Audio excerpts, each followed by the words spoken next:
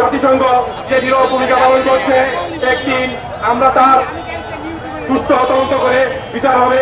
আমি আজকের এই সরকার প্রধান উপদেষ্টা আছে, আপনি একজন আন্তর্জাতিক মানের মানুষ হিসেবে পরিচিত, আপনি একজন নোবেল বিজয়ী একজন মানুষ, সম্মানী ব্যক্তি। আজকে আপনি মুসলমান, আমি আজকে এই কুমিল্লা থেকে এখান থেকে আমি বলবো, আপনি এই যুদ্ধ নিরসনের জন্য মধ্যস্থতা বোধ করতে পারেন, কারণ আন্তর্জাতিকভাবে আপনার একটি সম্মান গুণগত মান আছে। আমি এই কুমিল্লা থেকে বলতে চাই, আপনি এই আমাদের মুসলমান ভাইদের এই নির্মম হত্যা করা হচ্ছে, আপনি আপনার মুখ খুলুন, আপনি আপনার যে সম্মান আছে সকল পৃথিবীর সকল রাষ্ট্র নায়কদের সাথে আপনি কথা বলুন, মুসলমানদের উপরে যাতে একটি বোমা না পড়ে, একজন মুসলমান যাতে নিহত না হয়।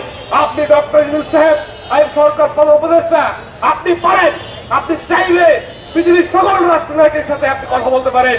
প্রিয় বাংলাদেশের সকল মুসলিম জাহান যারা আছে, আমরা প্রস্তুতি নিব, আমরা এই ইসরায়েলি পণ্য বাংলাদেশের যেখানে আছে, আমরা যেহেতু যুদ্ধ করতে গিয়ে এখানে যেতে পারবো না।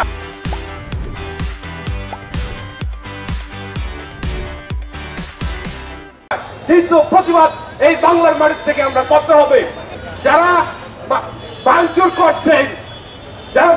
করছেন তারা কিন্তু অলরেডি চিহ্নিত হয়েছে।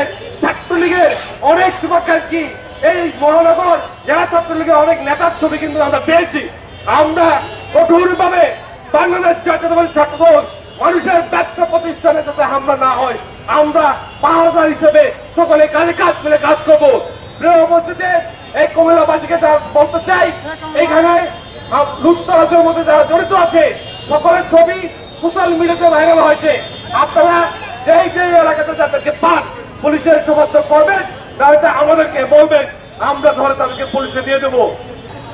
আমরা কুমিল্লাতে কোনো হামলা দেখতে চাই না, আমরা শান্তির কুমিল্লায় শান্তি দেখতে চাই। আমরা ব্যবসায়ীদেরকে বলবো, বাংলাদেশ জাতীয়তাবাদী ছাত্রদল কুমিল্লা দক্ষিণ জেলা ও মহানগর শাখা আপনাদের সাথে অতীতের ন্যায় ভালোবাসা নিয়ে বেঁচে থাকতে চায়। কোন ব্যবসা প্রতিষ্ঠানে কোন দুষ্কৃতিকারী হামলা করার চেষ্টা করলে তাদেরকে প্রতিহত করুন। আমাদেরকে ভিডিও ফুটেজ ছবি সংগ্রহ করে দিবেন, আমরা কথা দিলাম বাড়ি থেকে ধরে এনে আমরা পুলিশে সমর্থ করব। আমরা বিশ্বের প্রতিটি মুসলিম দেশ যদি একসাথে একযুগে এ সকল ইসরায়েলি পণ্য বয়কট করি, আমি মনে করি ইসরায়েলকে একটা বড় ধরনের অর্থনৈতিক ধাক্কা দেওয়া সম্ভব। প্রিয় সকলে, আপনারা 5 ওয়াক্ত নামাজ আদায় করে ফিলিস্তিনি শিশুদের জন্য, ফিলিস্তিনি মানুষের জন্য বেশি বেশি করে দোয়া করবেন এবং বিশ্বস্ত কোনো সোর্স খুঁজে, বিশ্বস্ত কোনো সোর্সের মাধ্যমে আর্থিকভাবে সহায়তার হাত বাড়িয়ে দেবেন সকলকে।